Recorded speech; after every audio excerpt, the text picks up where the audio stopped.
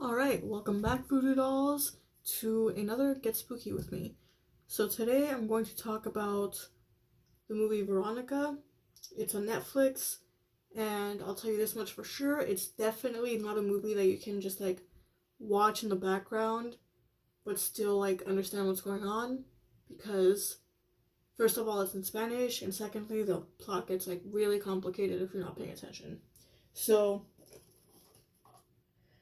today I'm going to be doing two different looks on my face because of a video that I'm going to be making later. But basically this eye is going to be blue and this eye is going to be green. And same with the lips. This side's going to be blue, this side's going to be green. So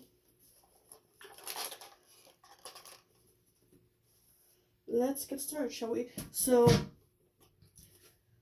Veronica is a paranormal movie, and it starts off with these cops barging into the scene, and they hear screaming and there's stuff destroyed and everything like that. You know, all the typical stuff you would expect from a paranormal movie.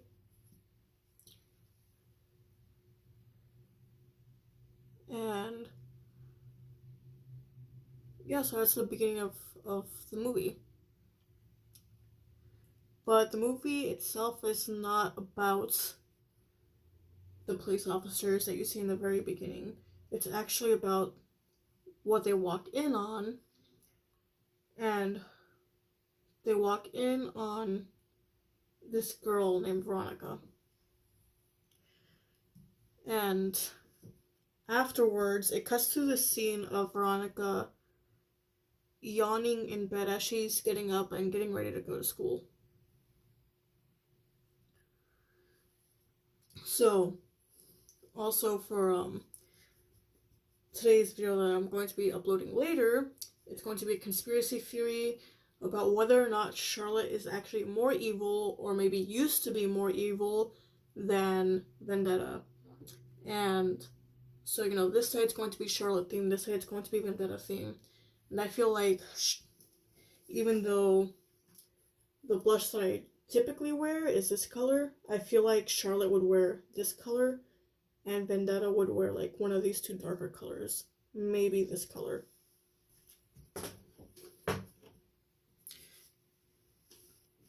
Alright.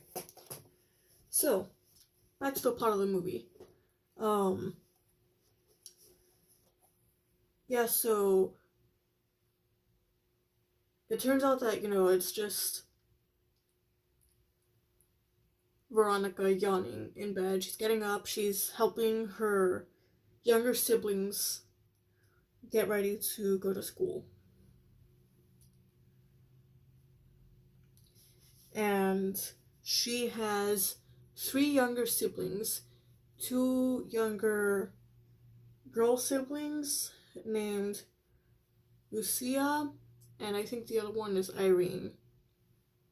Yeah, the other one would be Irene if you translated her name to English, but I think it's Irene, or yeah, it's Irene. That's the other girl's name.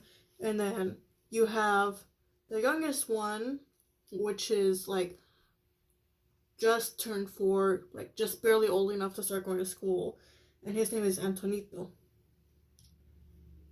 And so you find out that she's actually going to a private school in Spain. And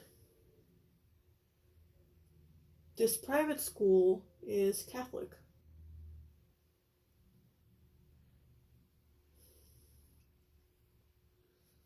And they're being asked to grab negative photos, or photos that haven't been processed yet, because the solar eclipse is going to happen, and the movie takes place in 1991.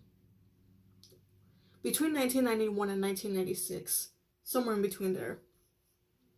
Pretty sure it's 1991.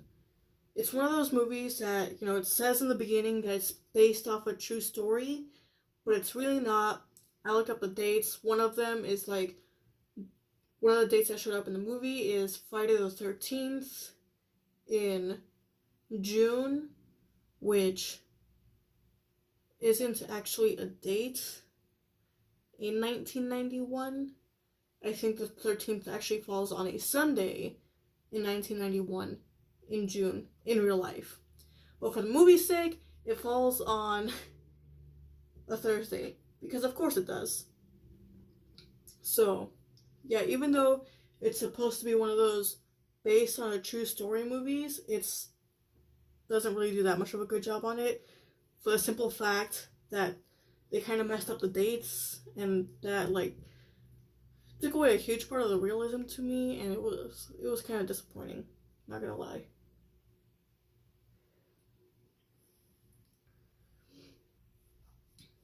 But yeah, so Vanessa is talking to her friends at school now, and the teacher's talking. Now the teacher's a nun, so even though like from the neck down she's kind of wearing just a normal like pale like flesh tone blouse, you know, and with a black skirt, which is, you know, that's probably like pretty normal clothing. If you saw someone out with that clothing, you wouldn't think like nun at first thought. But she's also wearing that like head cover that nuns wear. Can't remember what it's called, but yeah, she's wearing that head cover and she's talking about the solar eclipse, and she's saying, you know, even though we today know what causes the solar eclipse, back in ancient times, people used to think that the solar eclipse brought upon omens and that the solar eclipse was a time to cast magic rituals and just, you know, all sorts of like superstitious, like paranormal stuff, right? And that's what ancient people used to believe, according to the nun history teacher, which I'm assuming is what she was.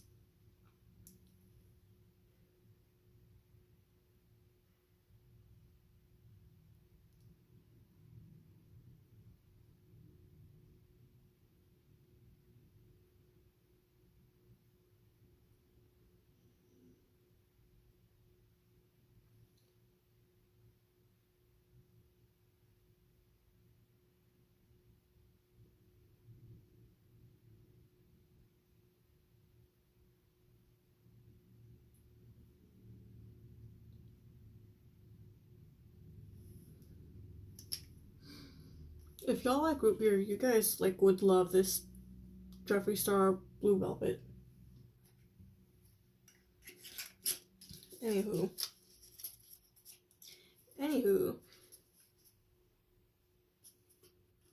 as she's talking about, as she's trying to teach the class about the what people in ancient times used to think about the solar eclipse, she's like, all right, you know, like let's get going. We're gonna miss the solar eclipse.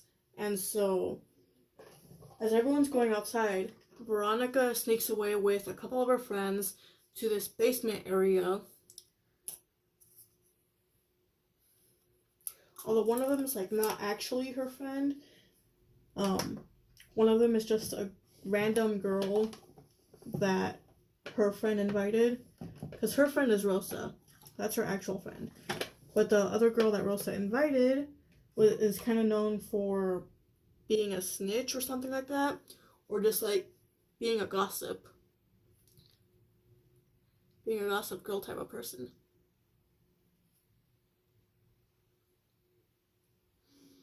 And so Veronica gets upset and she's like, really? Like, you invited, I think the other girl's name is like Gazelda or something. Like, she's like, really? You invited Gazelda, the gossip girl? Like, I can't believe you actually like invited her. Like, you know, this was just supposed to be between us two girls. And then her friend Rosa's like, well, guess what? Now it's in between like us three girls. So, the three girls sneak off to the basement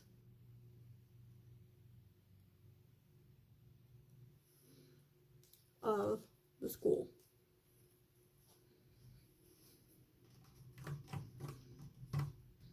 Because, of course they do. of course they would do something that they're not supposed to be doing, because, you know, why wouldn't they? Oh, and by the way, let's see here, Veronica, I assume, is about 17, between 16 and 17. And then Lucia is about 10. Irene is about, like, 7 or 8. And then Antonito is 4. Just about.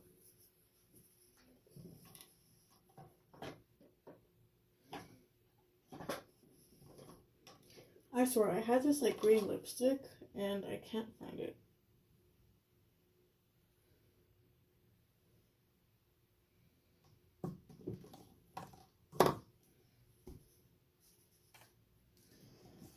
You know what, I'm not even mad that I can't find the other lipstick, because the other lipstick kind of had this goldish glitter in it. But I'm just going to use this eye chrome, because I'm only going to wear it for, like, this video and then the video after. So it's not like I'm going to be keeping it on all day and, like, eating food with it. So, yeah. This is me doing things that I probably shouldn't be doing, but whatever. It's supposed to be like an eye makeup thing, but, like, honestly, I don't know, it just looks like lipstick to me.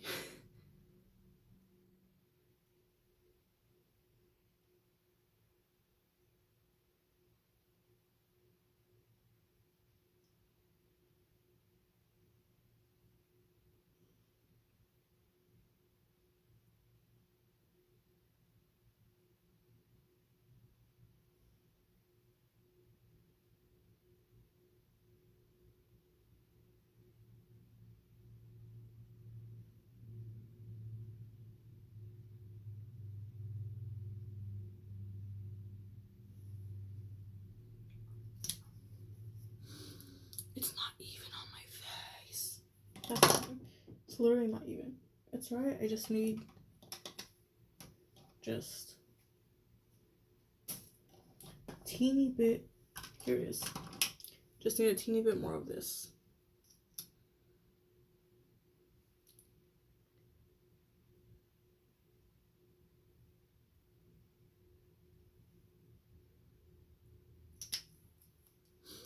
Perfect. I mean, not entirely perfect. Could be a little bit cleaner, but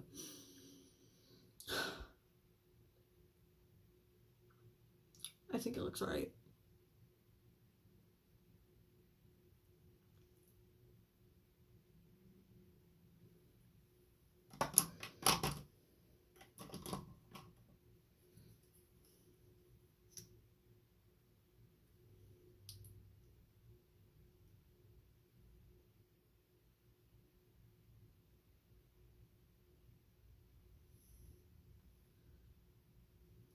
There we go. Now it's even. So Veronica sneaks off into the basement and with a Ouija board, and just as the solar eclipse happens, like, a bunch of weird stuff starts happening, and Veronica gets possessed and smashes the Ouija, not the Ouija board, but, like, the planchette. Instead of using, like, a typical, like, triangle planchette, they use something that basically looks like a little shot glass. And so the planchette's like the little triangle piece that you see on Ouija boards that points to the letters. Just for those of you who don't know, or who didn't know, now you know. God, I'm so awkward.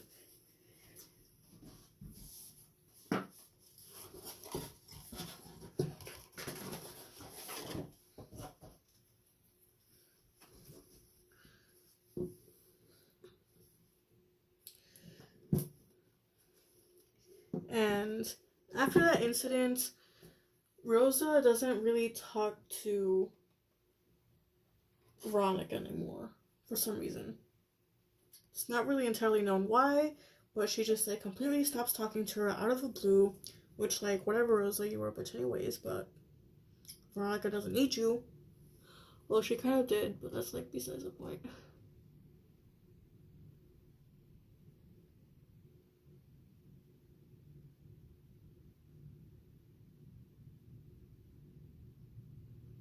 And so the next scene after that, I think it's Rosa giving Antonito a bath.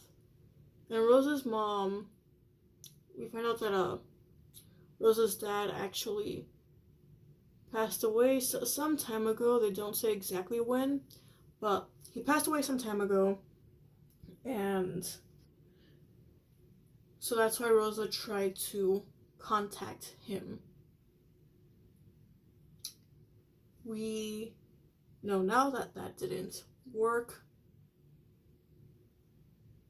because she got possessed. So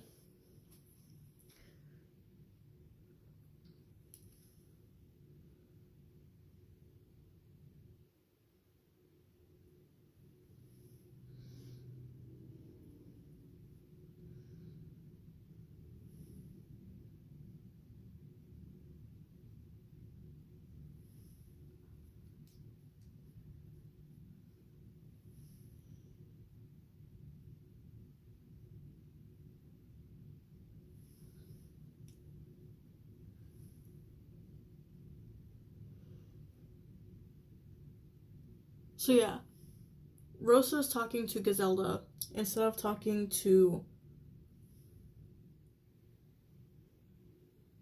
Veronica. You see them in class, and Veronica's about to toss a little like note ball to Rosa, and then she looks back at Rosa, and Rosa's like, she sees Rosa already crumpling up another paper, so she holds onto it, waits, looks back, and then she sees Rosa toss it to Gazelda. Which I don't know if that's actually her name, but I know it started with a G. So that's what I'm gonna keep calling her.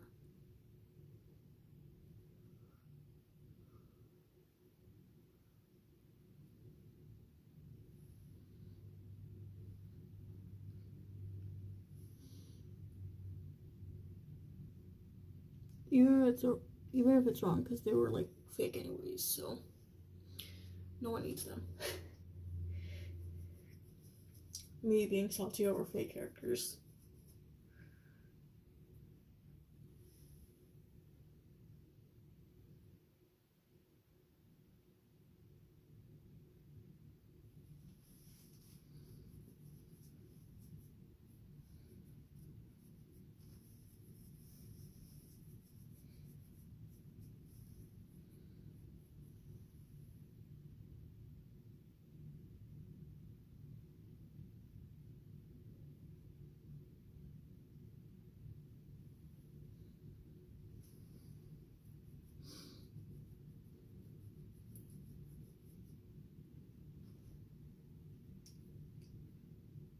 Anywho, so next scene,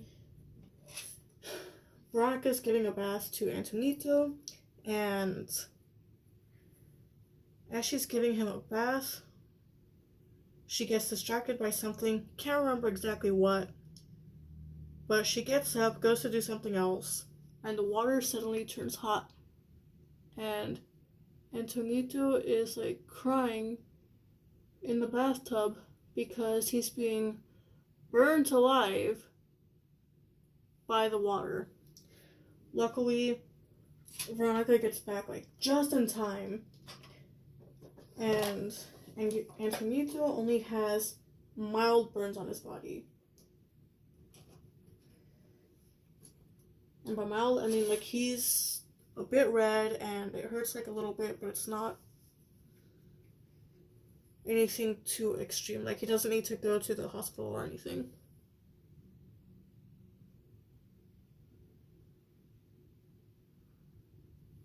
Although it probably would have been better to take him to a hospital, like just in case, but you know. I guess Veronica didn't want to get in trouble for leaving her little brother alone in the bathtub for more than like 2 minutes. Because that's literally all the time she was gone for. She was gone for like 2 minutes. When she came back, the door was like closed. Not just closed, but it was locked. Like she was locked out of the bathroom while her little baby brother Antonito was being burned alive by the evil spirits.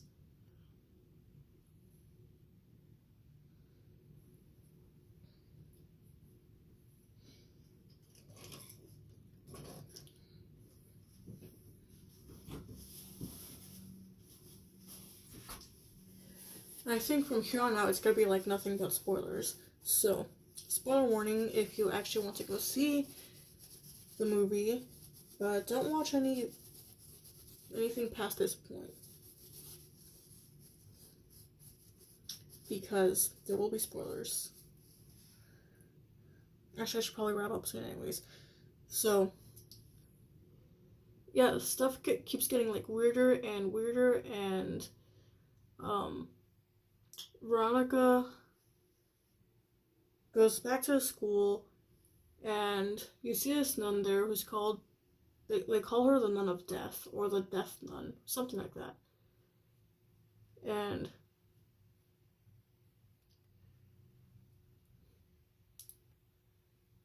she talks to the Death Nun, who is blind, and the Death Nun is like, you don't need eyes to see. I wish I'd known that sooner. And she has like really bad cataracts, and she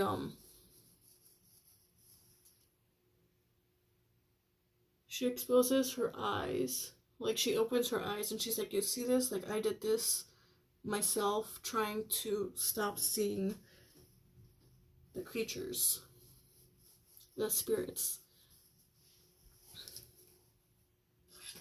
But you don't need eyes to see.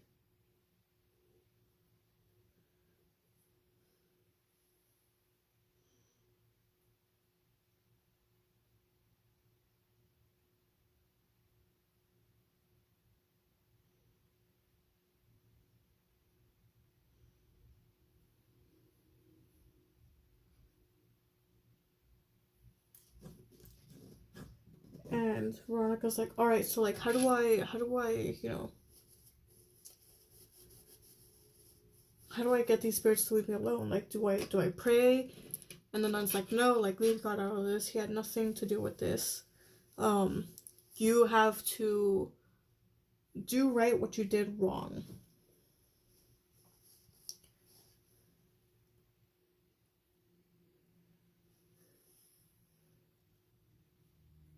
And so Veronica's like not really knowing what the hell that means. And then all of a sudden another nun comes down, and she's like, what are you doing down here with, this nun? And she's like, oh, she was helping me with my homework. And the other nun was like, can't you see she's in no condition to be like helping anyone with like anything? Which is, kind of rude to say. Just because she's blind doesn't mean she can't help, but whatever. As she's being led back up the stairs by the other nun, the Death Nun looks at Veronica and says, the answers you seek are in the books. And then the other nun's like, you see, she offers you good advice, go look at your textbooks.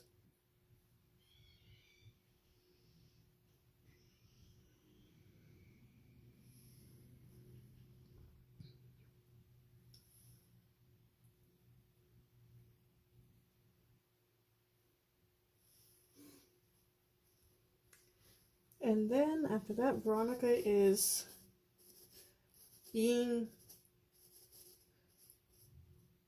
she goes back to this like occult looking, it's not really an occult book stand, it's just like a book stand with like a bunch of magazines in it. And she buys a magazine to replace the one that she had, because she had a magazine about Ouija boards, and the magazine said something along the lines of, don't ever leave the seance, or don't ever end the meeting without, and then it just like cuts off. And she's like, don't ever leave the meeting like without what? And so she goes out,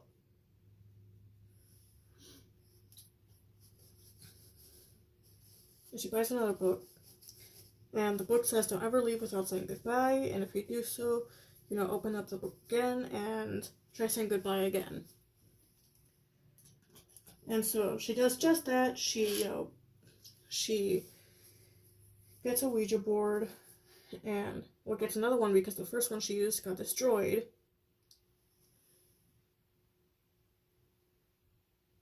Actually, I think I'll put this one here in the middle.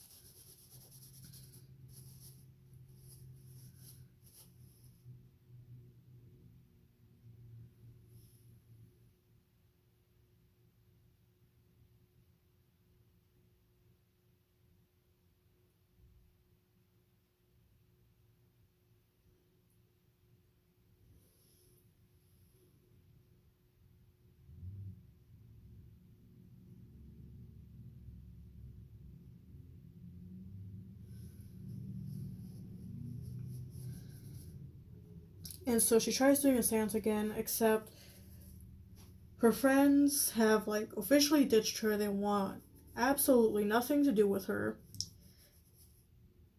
And so she's kind of just left trying to recreate the seance with her younger siblings.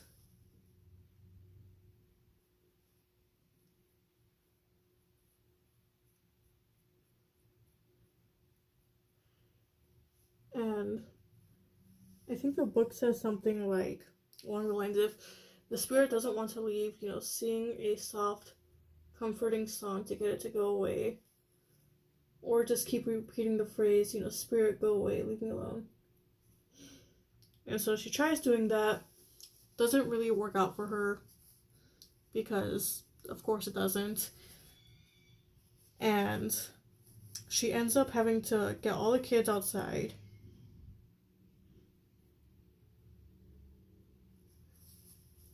And there's like ambulance and there's like firefighters being called and all that.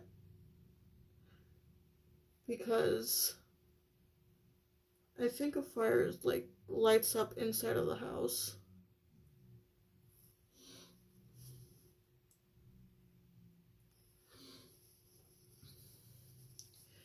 And so as she leads all her siblings outside because of the fire, she realizes one is left inside, so she runs back inside to try to save the very last of her siblings, and she finds him and tells him to like leave or something like that, I think. And she looks in the mirror and she finds out, she sees the other demon. She sees a demon. She doesn't see herself. And then she remembers what the one, fake friend told her, which is something along the lines of, oh, don't you remember what you told me the other day when she tried to find her at that party? Like, don't you remember what you told me the other day? You told me that you were going to die today. And yeah, I guess the other friend was right, because Veronica ends up taking a piece of shattered glass and slitting her own throat with it.